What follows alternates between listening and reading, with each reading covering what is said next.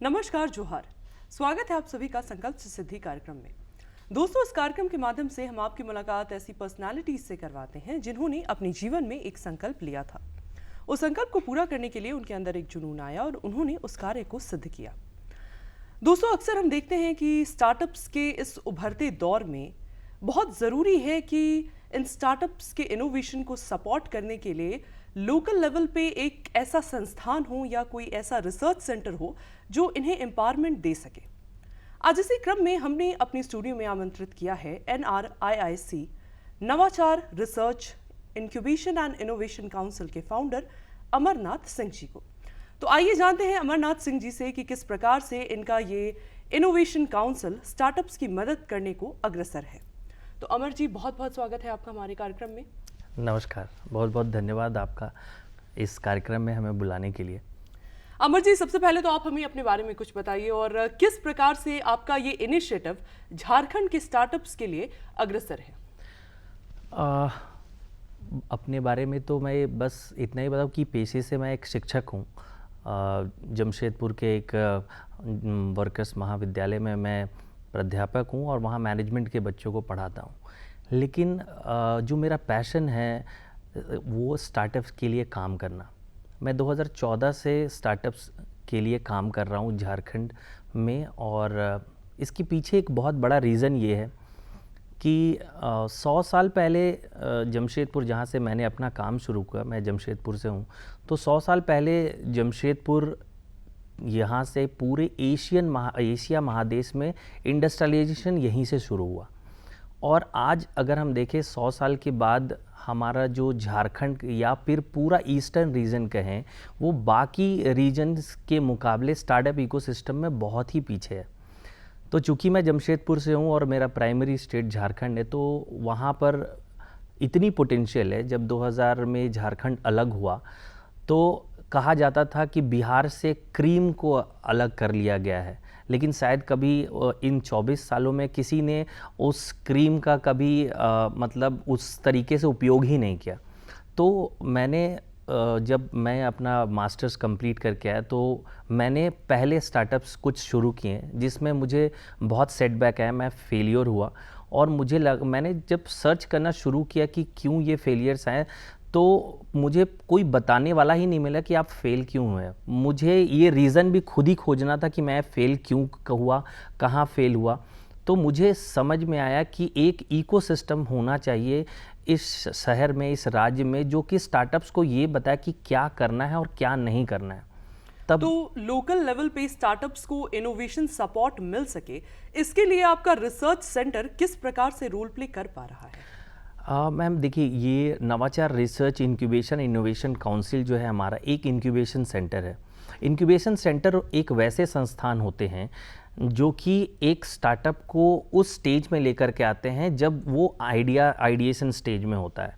उसके बाद जब तक कि वो बिज़नेस एक बिज़नेस नहीं बन जाता तब तक वो इंक्यूबेशन सेंटर में रहता है, और वो इंक्यूबेशन सेंटर उसको हर ज़रूरत की वो चीज़ें मुहैया कराता है, चाहे वो फंडिंग हो, चाहे वो मेंटरिंग सपोर्ट हो, लीगल सपोर्ट हो, फाइनेंशियल सपोर्ट हो, किसी भी तरह का सपोर्ट जो है उन्हें प्रोवाइड करता है। तो यही काम नवाचार रिसर्च इंक्यूबेशन इनोवेशन काउंसिल जो है वो कर रही है। एज ए इंक्यूबेशन सेंटर हम आइडेंटिफाई करते हैं स्टार्टअप्स को, आइडियाज़ को, और उनको अपने पास ले आते हैं, और उनको जो भी ज़रूरत होती है एक बिज़नेस बनने के लिए, मार्केट में अपने आप को पहुंचाने के लिए, वो हर तरह की ज़रूरतें को हम लोग वहाँ मुहैया कराते हैं। स्टार्टअप्स की हेल्प करना at every stage of development, right from the stage of ideation to the stage of scaling, ये आप किस प्रकार से कर पाते हैं? मैम ये क्या होता है कि जैसे कि कोई आइडिया है किसी के पास, तो पहले आइडिया का वैलिडेशन होता है कि क्या जो, क्योंकि हर आइडियाज़ जो है वो मार्केट में सस्टेन नहीं कर सकता, वो बिज़नेस नहीं बन सकता, उसमें वो पोटेंशियल नहीं होते। तो ये आइडिया वैलिडेशन पहले की जाती है। ये आइडिया वैलिडेशन कुछ प्रीलिमिनरी लेवल पे हम कर लेते हैं, या फिर हमारे पास कुछ वैसे एक्सपर्ट हैं जो कि आइडिया को वैलिडेट करते हैं। पहला स्टेज तो ये होता है, अगर आइडिया वैलिडेट हो गया उसके बाद फिर बाकी सारी चीज़ें शुरू होती है कि अब अगर ये आइडिया वैलिडेट हो गया है तो एक बढ़िया सा एक प्रेजेंटेशन बनाया जाए, एक बढ़िया सा पिच रेडी किया जाए, जिसको हम किसी इन्वेस्टर्स के पास या फिर किसी गवर्नमेंट एजेंसी के पास, जो कि या तो प्रोडक्ट होगा या सर्विस होगा। अगर कोई प्रोडक्ट है तो उसको बनाने के लिए हमें प्रोटोटाइपिंग, उसको बनाने के लिए हमें वहाँ कुछ सपोर्ट चाहिए होते हैं। और अगर कोई सर्विस है तो सर्विस को इमीडिएटली हम कुछ target audience, sample target audience पे उसको टेस्ट कर सकते हैं। इन सब में जो भी खर्च आते हैं तो बहुत सारी ऐसे संस्थान हैं जो कि ग्रांट्स देती हैं आपको, और उन ग्रांट्स लेने के लिए आपको बताना पड़ेगा अपने आइडियाज़ को, अपने प्रोडक्ट को उनको बताना पड़ेगा कि वो क्यों उस पे ग्रांट दिया है। अगर उन्हें उन्हें अच्छा लगा कि आपके आइडिया में वो पोटेंशियल है जो कि एक बड़ा बिजनेस बन सकता है, तो सरकार की, राज्य सरकार की या केंद्र सरकार की ऐसी ढेर सारी संस्थाएं हैं जो कि आपको वो ग्रांट देती हैं। और उसके बाद फिर अगर वो ग्रांट मिलता है, वो प्रोटोटाइपिंग बनता है, वो प्रोटोटाइपिंग को फिर मार्केट में हम इन्वेस्टर्स के पास लेकर के जाते हैं कि प्रोटोटाइप रेडी है और इसको अब हम मार्केट में लॉन्च कर सकते हैं। तो ये उसके बाद उसमें एक मेंटर की भी ज़रूरत होती है, कैसे लॉन्च किया जाए, कहाँ लॉन्च किया जाए इस प्रोडक्ट को। 5 क्वेश्चंस होते हैं जिनको हम लोग हर एक स्टार्टअप को बोलते हैं कि आप किसके लिए आप ये क्यों कर रहे हैं, आप वाई, वो क्या ज़रूरत क्या पड़ी थी इसको करने के लिए। फिर अगर आपने वो आंसर कर दिया तो आप इसको किसको बेचोगे, उसके बाद कहाँ बेचोगे, कैसे बेचोगे और किस प्राइस पे बेचोगे। ये अगर आपके पास इन सवालों का जवाब है तो आपने बहुत बेसिक स्टेज को पार कर लिया है। उसके बाद एक मेंटर की ज़रूरत पड़ती है जो कि आपको थ्रू आउट द जर्नी आपको मेंटरिंग करता है कि कहाँ क्या गलत हो रहा है, उसको रोक करके और उसको सही डायरेक्शन में दे करके, और तब जा करके फिर एक पूरा स्टार्टअप मार्केट में लॉन्च होता है। बात करें अगर फंडिंग सपोर्ट की, तो कोई भी स्टार्टअप एंटरप्रेन्योर है उसको जनरली टायर 1 या डेवलप्ड सिटीज से ही सपोर्ट मिल पाता है, फंडिंग सपोर्ट।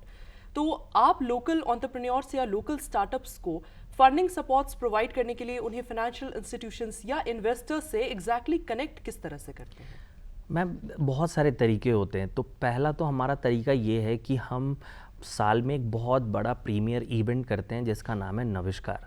ये नविष्कार एक बहुत बड़ा इवेंट है स्टार्टअप का है, जो कि जिसका ग्रैंड फिनाले हम लोग जमशेदपुर में करते हैं।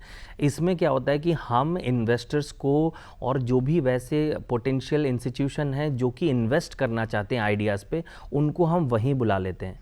तो वहाँ जब उनके सामने आइडिया स्टार्टअप्स पिच करते हैं तो वहीं डिसाइड कर लेते हैं कि हमें स्टार्टअप को फंड करना है या नहीं।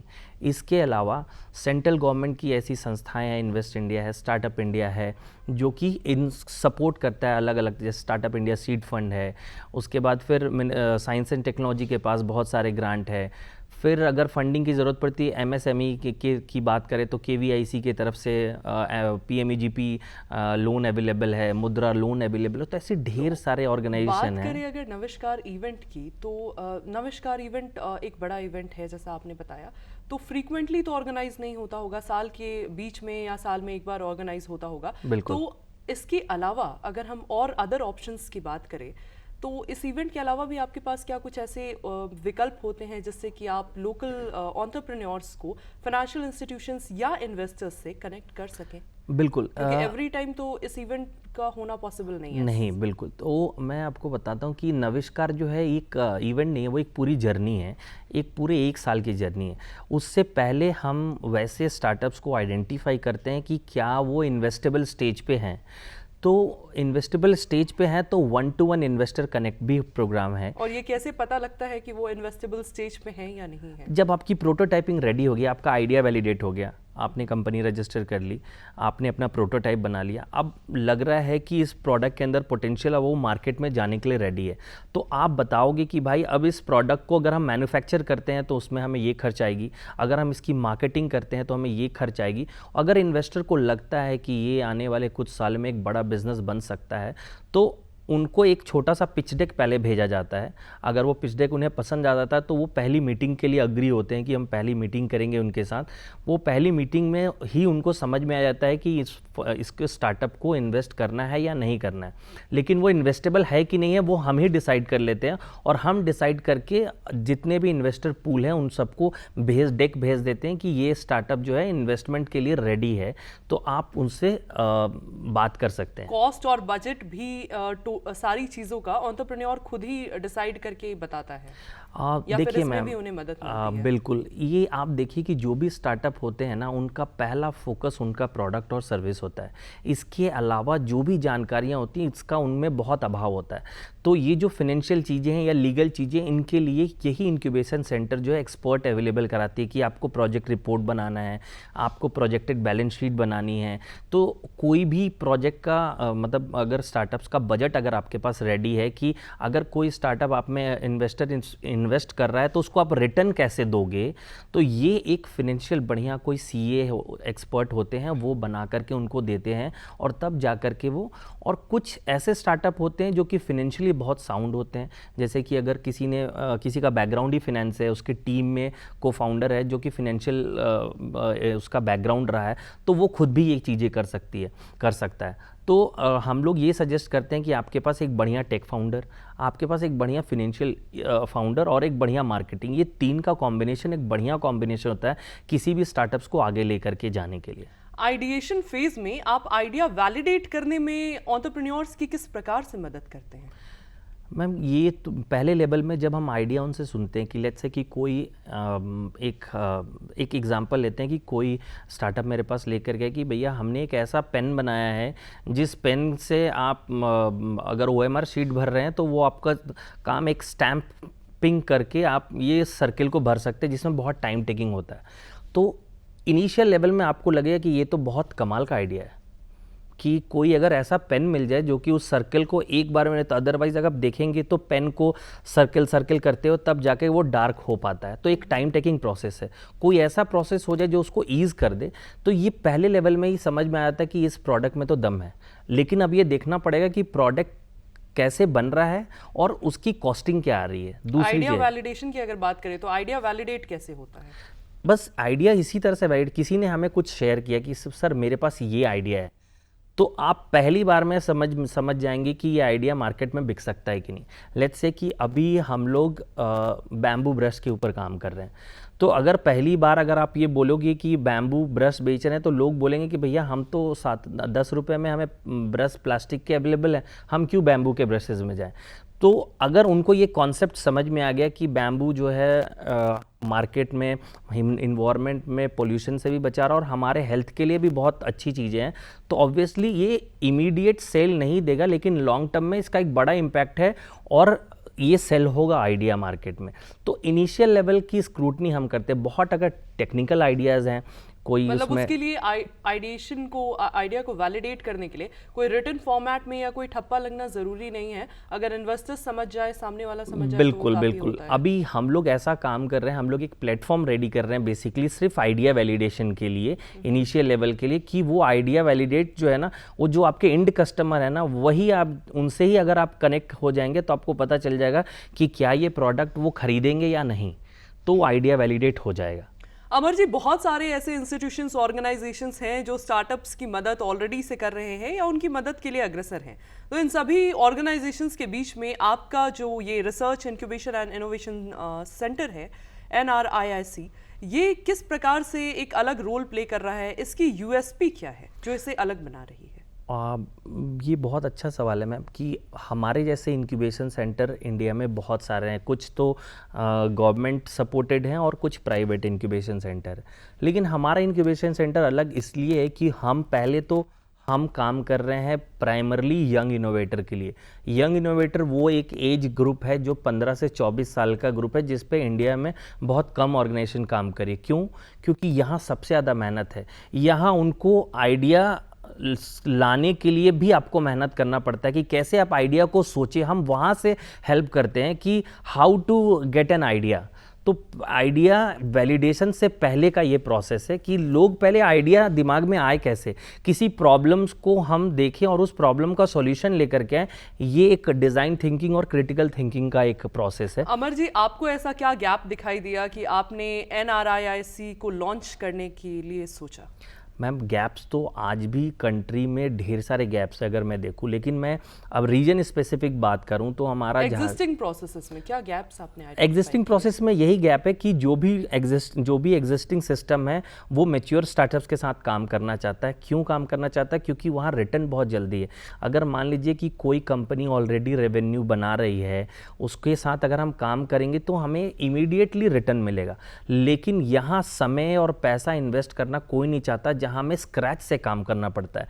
लेकिन अगर यहाँ से कोई काम करना शुरू करे तो जो आज स्टार्टअप 10 या 20 आ रहे हैं, इनके नंबर्स बढ़ जाएंगे, क्योंकि आप उनके स्टार्टअप्स जो मैच्योर स्टार्टअप्स है वो नहीं बना रहे हो, आप वैसे सोच को डेवलप कर रहे हो जो कि स्टार्टअप बना है। और ये एक बड़ा मतलब ये एक रेवोल्यूशन टाइप का काम है, जो कि हर एक आदमी, अगर वो कंपनी भी चाहती है कि मेरे यहाँ एंटरप्रेन्योर माइंडसेट वाले एम्प्लॉयज़ आएँ, तो हम माइंडसेट के ऊपर काम कर रहे हैं। और अगर ये माइंडसेट बनेगा ना, तो हमारे जैसे हज़ारों एंटरप्रेन्योर्स बन कर के आएंगे, ना कि 1, 2, 10, 20। और 15 से 24 साल का जो एज ग्रुप है, अगर इनका एंटरप्रेन्योरियल माइंडसेट बनने लगे तो नो डाउट कि काफ़ी आइडियाज़ उभर कर आएंगे जो डेवलपमेंट में एक कारगर कदम साबित होंगे। बिल्कुल मैम, आप देखो कि हमारा देश सबसे युवा देश है, तो अगर हमारे देश में युवा देश, और हम ये चाहते हैं कि हमारे युवा जो हैं वो जॉब सीकर नहीं बने, जॉब क्रिएटर बने, तो उनके लिए उनके माइंडसेट पे तो काम करना ही पड़ेगा आपको। अमर जी, आपने NRIIC इनिशिएटिव के लिए झारखंड को ही क्यों चुना? मैम वही बताया मैंने कि झारखंड के अंदर आज भी इतना पोटेंशियल है जो कि अनटैप्ड है। मैं यहाँ के कोर स्ट्रेंथ की बात करूँ, यहाँ टूरिज्म में एम्पल अपॉर्चुनिटी है, माइनिंग यहाँ का कोर स्ट्रेंथ है, एग्रीकल्चर है। तो अगर हम यहाँ के कोर स्ट्रेंथ को बात करें, आज अगर आप झारखंड के कुछ स्पेस जगह की बात करूँ मैं, आप नेतरहाट घूम लीजिए, पूर्वी सिंहभूम के भी कुछ हिस्से घूम लीजिए, आप रांची के कुछ हिस्से, पतरातू वैली घूम लीजिए, आपको लगेगा कि हम यहीं पर ही शिमला और ऊटी जैसे जगहों पर घूम रहे हैं। तो ये आज तक एक्सप्लोर ही नहीं हुआ। हमारे यहाँ लोग घर घूमने के लिए आते हैं, ना कि झारखंड एक अच्छा टूरिस्ट डेस्टिनेशन है, चलिए वहाँ घूम करके आइए। ये माइंडसेट ही नहीं है लोगों का। तो टूरिज़्म आपको पता है कि एक बहुत बड़ा लेबर इंटेंसिव सेक्टर है। अगर कोई स्टार्टअप इसके ऊपर काम करती है यहाँ पर, तो ढेर सारी एम्प्लॉयमेंट जनरेट हो सकती है। हमारे यहाँ माइग्रेशन बहुत ज़्यादा है, हमारे यहाँ एम्प्लॉयमेंट की प्रॉब्लम है, और इनको सॉल्व करने के लिए ये एक बेस्ट लोकेशन है। यहाँ पर एम्पल अपॉर्चुनिटी है। अगर मैं दिल्ली बेंगलोर की जगह बात करूं तो वहाँ हमें हो सकता है कि हम बहुत तेज़ी से ग्रो कर पाते, लेकिन प्रॉब्लम तो सॉल्व, रियल प्रॉब्लम तो यहीं सॉल्व हो पाएगा। अमर जी, मुझे एक बात बताइए कि अभी आपने कहा कि आप 15 से 24 एज ग्रुप के साथ काम कर रहे हैं, तो ऑब्वियसली वो मैच्योर्ड स्टार्टअप्स नहीं हैं, राइट फ्रॉम वो स्क्रैच स्टार्ट कर रहे हैं। तो ऐसे सिचुएशन में झारखंड स्टेट में झारखंड के डोर स्टेप पे टॉप टायर मेंटर्स को अरेंज कर पाना ऐसे स्क्रैच स्टार्टअप्स के लिए, ये आप किस प्रकार से कर पा रहे हैं? मैम ये तो क्या है ना कि चूँकि आज हमारे पास इंटरनेट जो है वो सबसे बड़ा वरदान है, तो वर्चुअल मेंटरशिप क्या है कि वो बहुत इजी है। इनिशियल लेवल में जब हमें लगता है कि स्टार्टअप बहुत प्रॉमिसिंग हो रहा है, वो अपने कमिटमेंट पे पूरा एकदम 100% दे रहा है, तो हमें लगता है कि नहीं, अब इसको फिजिकल मेंटरिंग की ज़रूरत है। अदरवाइज़ वर्चुअल मेंटरशिप अवेलेबल है, जो भी स्टार्टअप्स को वैसी ज़रूरत लगती है वो करा दे। तो किसी को भी फिजिकली ट्रैवल करने की ज़रूरत नहीं है, ना स्टार्टअप को वहाँ जाने की ज़रूरत है, ना मेंटर्स को यहाँ आने की ज़रूरत है। और इसके अलावा ऐसे ढेर सारे, अपार्ट फ्रॉम NRIC, ऐसे ढेर सारे प्लेटफॉर्म हैं जहां वो जाकर के खुद भी मेंटर को चूज़ कर सकते हैं। मेंटरिंग प्रोग्राम, स्टार्टअप इंडिया का बढ़िया मेंटरिंग प्रोग्राम है, अभिमिति का स्टार्टअप मेंटर प्रोग्राम बहुत अच्छा है। तो हमारे अलावा भी ढेर सारे ऐसे मेंटर हैं जो कि अभी फ्री ऑफ कॉस्ट अपनी सर्विस देने के लिए तैयार है। लेकिन जब आप वैसे स्टेज पे पहुंच जाते हैं जहां आपको एक स्पेशलाइज्ड मेंटर की ज़रूरत पड़ती है, तो फिर वो भी सीरियस स्टार्टअप खोजते हैं मेंटर करने, क्योंकि वहां अगर वो समय देंगे तो एक तो उनका कॉस्ट इन्वॉल्व होता है, वो कॉस्ट कैसे रिकवर होगा। तो स्टार्टअप अगर इतना कमिटेड है तो लोगों को समझ में आता है कि मेरा कॉस्ट रिकवर हो जाएगा, तो या तो वो मेंटर इक्विटी ले लेते हैं या कुछ फीस ले लेते हैं उनके लिए। फंडिंग नेटवर्क्स आप किस प्रकार से क्रिएट कर रहे हैं अपने इस इनिशिएटिव के माध्यम से? मैम वो क्या है ना कि नेटवर्क ऑलरेडी बिल्डअप है। अगर आप देखेंगे पूरे ऑल ओवर इंडिया में एंजल इन्वेस्टर आजकल बहुत तेज़ी से ग्रो करके, जो HNIs हैं जिनको लग रहा है कि मेरा एक high net worth in individuals जो होते हैं, तो HNIs जो हैं उनको अब उनको समझ में आ रहा है कि एक इन्वेस्टेबल एरिया ये भी है, अपार्ट फ्रॉम कि हम म्यूचुअल फंड, स्टॉक्स और बाकी अदर इन्वेस्टमेंट, लैंड्स की इन्वेस्टमेंट की बात करें तो ये भी आज के समय में स्टार्टअप्स जो एवेन्यू है एक नया इन्वेस्टमेंट एवेन्यू बन के उभर रहा है। तो जो भी लोग जिनके पास भी पैसा है वो इंडिविजुअली स्टार्टअप्स और आइडियाज़ को खोज रहे हैं कि हमें पैसे लगाना है। हमें बस उनको अपने आप को बता करके कि हम क्या कर रहे हैं, उनको बता देना है कि हम ये कर रहे हैं, और वो खुद ही उस पैनल में आ जाते हैं कि नहीं ठीक है, अगर आपके पास, क्योंकि पैसे तो लगाना नहीं है, वो हमें पैसे तो दे नहीं रहे हैं, जब उनके पास आइडिया आएगा तब वो पैसे लगाएंगे। तो हमने उनको कहा कि भाई हम आइडिया का पूल भेज रहे हैं आपको, अगर लगता है कि आप इन्वेस्टेबल आइडिया है तो आप उनमें इन्वेस्ट कीजिए। कई बार ऐसा भी तो हो सकता है ना कि मान लीजिए 15-16 साल के बच्चे का जो माइंडसेट है, आइडिया उसका बहुत सुपर्ब हो, लेकिन वो उतना डेडिकेशन या उतना एफर्ट उसमें लगा ना पाए जितना कि चाहिए होता है, तो इन्वेस्टर का पैसा डूब भी सकता है। तो उस केस में क्या मतलब प्लान्स रहते हैं आपके, वे फॉरवर्ड प्लान्स क्या रहते हैं आपके इस इनिशिएटिव के? मैम देखिए क्या होता है कि देखिए इनिशिएटिव बहुत, इन्वेस्टर जब स्टार्टअप्स को पैसे लगाने आता है तो वो सोली उसकी अपनी रिस्पॉन्सिबिलिटी होती है और उसका अपना ड्यू डिलिजेंस होता है जिसके थ्रू वो पैसे लगाता है। तो लोग सिर्फ स्टार्टअप में पैसे नहीं लगाते, लोग उस टीम पे पैसा लगाते हैं जो टीम उस आइडिया के पीछे है। तो आप ये समझिए कि पहले लोग टीम को देखते हैं कि टीम कितना स्ट्रांग है। अगर टीम अच्छा है ना तो मतलब थोड़ा सा मिडिल लेवल का भी आइडियाज़ को ना वो बहुत आगे लेकर के जा सकता है। उनका जो डायरेक्ट कंट्रैक्ट होता है वो आपके साथ होता है? नहीं, ऐसा कुछ नहीं। हम तो एक जगह पर ले आकर के इन्वेस्टर और स्टार्टअप्स को ला करके हम छोड़ देते हैं कि वहाँ हमारा कोई इन्फ्लुएंस रहता है कि हम ये उनको नहीं बोल सकते कि आप इस स्टार्टअप पे पैसे लगाइए। क्यों? यहाँ पर फिर हम क्वेश्चनेबल, अगर वो फेल होता है तो हमारे ऊपर सवाल होगा कि आपने कैसे अप्रूव किया कि स्टार्टअप पे पैसे लगाना चाहिए। तो ये उनका अपना पूरा प्रोसेस होता है किसी भी इन्वेस्टर्स का कि हम अपना उतना ड्यू डिलिजेंस करके देखें कि क्या ये स्टार्टअप सही में हमारे पैसे पे रिटर्न देगा, तो ही वो इन्वेस्ट करते हैं। तो क्या कभी ऐसा भी होता है कि किसी इन्वेस्टर या फंडिंग एजेंसी की तरफ से आपको ऐसा कोई कन्फ्लिक्ट देखने को मिले कि उनका जो फंड्स था वो वेस्ट जा रहा है? मैम ये तो एक बड़ा सा सिंपल कैलकुलेशन है। आप 10 स्टार्टअप पे लगाओगे तो शायद एक ही स्टार्टअप आपको रिटर्न देगा और वो 10 स्टार्टअप में जो आपने इन्वेस्ट किया ना उसको रिटर्न दे देगा। तो वो जो भी इन्वेस्टर आता है वो उस माइंडसेट से आता है कि हमें पता है कि इन 10 में से कोई एक ही सक्सेस करेगा। तो लेकिन फिर भी क्या है, फिर भी हम उन 10 के पीछे उतना ही एफर्ट लगाते हैं जितना कि किसी एक आइडिया पे लगाते हैं। बहुत सारे ऐसे सर्कमस्टांसेस होते हैं जिसमें स्टार्टअप फेल कर जाता है, तो हम लोग वहाँ काम करते हैं कि वो स्टार्टअप्स कैसे फेल ना करें, वहाँ हमारी, लेकिन हम इन्वेस्टमेंट पे हमारा रोल बहुत कम होता है। हम सिर्फ इन्वेस्टर और स्टार्टअप्स को मिला देते हैं, लेकिन इन्वेस्ट करने के बाद अगर वो स्टार्टअप चाहे तो हमारे सर्विसेज को कंटिन्यू कर सकता है कि हमें अभी आपका सपोर्ट कंटिन्यूसली चाहिए अपार्ट फ्रॉम इन्वेस्टर्स, क्योंकि इन्वेस्टर्स से पैसे नहीं लगाते, वो अपना पूरा रिसोर्स, अपने पूरे एनर्जी को स्टार्टअप में लगाते हैं ताकि वो 200x 300x रिटर्न। और अगर वो फेल भी करता है तो उनकी खुद की रिस्पॉन्सिबिलिटी? बिल्कुल, वो उनकी खुद की रिस्पॉन्सिबिलिटी होती है। अमर जी, हम जानना चाहेंगे कि स्टार्टअप्स फेल ना हो इसके लिए आपके क्या प्रयास रहते हैं या क्या आपके एफर्ट्स रहते हैं? मैम ये प्रोसेस तो शुरू हो जाता है वहाँ से जब हम आइडियाज़ को कोई स्टार्टअप हमारे पास आइडिया लेकर के आता है, वहीं से शुरू हो जाता है कि एक हम लोग बहुत क्लियर कुछ इंस्ट्रक्शन जो है उनको देते हैं कि पहला तो आइडियाज़ पे, वैसे आइडियाज़ पे काम करना जिसका जो आपके टैलेंट से, इंटरेस्ट से मैच करता हो। ऐसा नहीं कि आप आईटी के बंदे हैं नहीं लेकिन आप आईटी के प्रोजेक्ट लेकर के आ रहे हो, आप सोचते हैं कोई थर्ड पार्टी जो है वो आपके आइडियाज़ को डेवलप करके आगे बढ़ाए। ज़रूरी नहीं है, अगर मान लीजिए किसी ने कोई प्रॉब्लम आइडेंटिफाई करी तो उसको लेकर भी वो मास लेवल पे उसका सोल्यूशन खोजने के लिए निकल सकता है, इवन इफ वो उस फील्ड का ना हो। आप बिल्कुल निकल सकता है, लेकिन सक्सेस रेट ये कहती है कि अगर आपके पास जो स्किल सेट है उससे ही रिलेटेड अगर आप स्टार्टअप करें तो सक्सेस होने की ज़्यादा चांसेस है। जैसे मैं एक एग्जांपल देता हूँ कि हम लोगों ने शुरू किया था एक डोसे का कार्ट, लेकिन हमारा कोई एक्सपीरियंस नहीं था किसी भी फूड बिजनेस को चलाने का।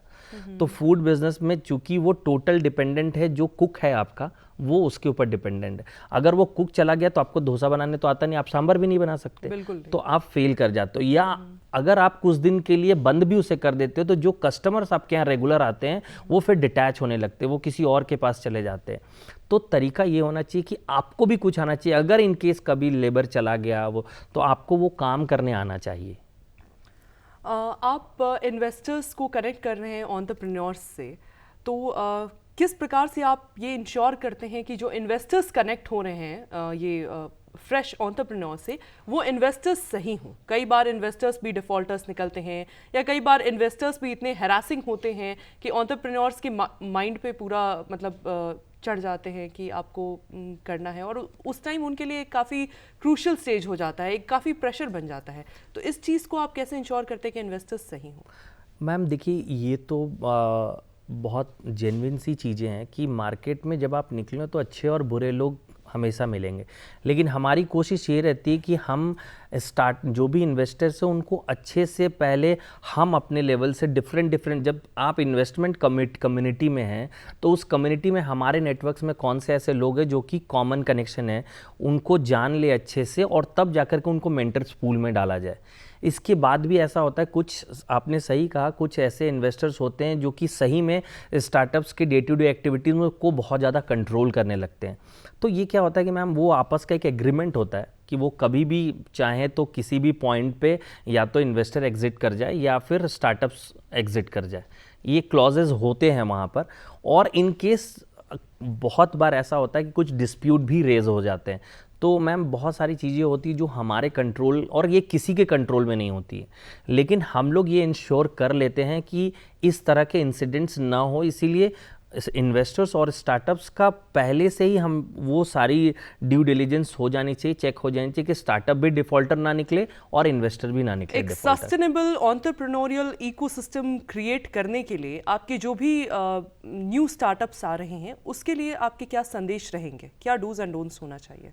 मैम हम लोग का यही रहता है कि जो भी लोग स्टार्टअप कर रहे हैं, ये लोग सोच करके आते हैं कि हमें तो पैसा बाहर में मिल ही जाएगा। अगर आप ये सोच करके आ रहे हैं कि हमें पैसा रखा हुआ है और कहीं से इसलिए स्टार्टअप करना है, तो आप मत कीजिए।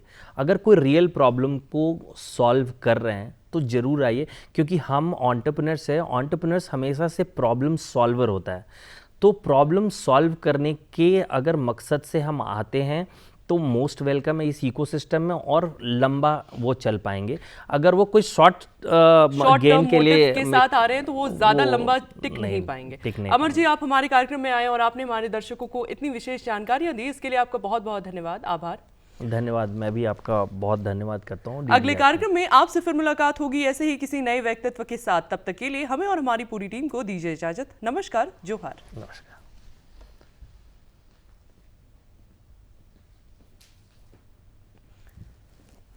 निकाल दीजिए, आपको फोटो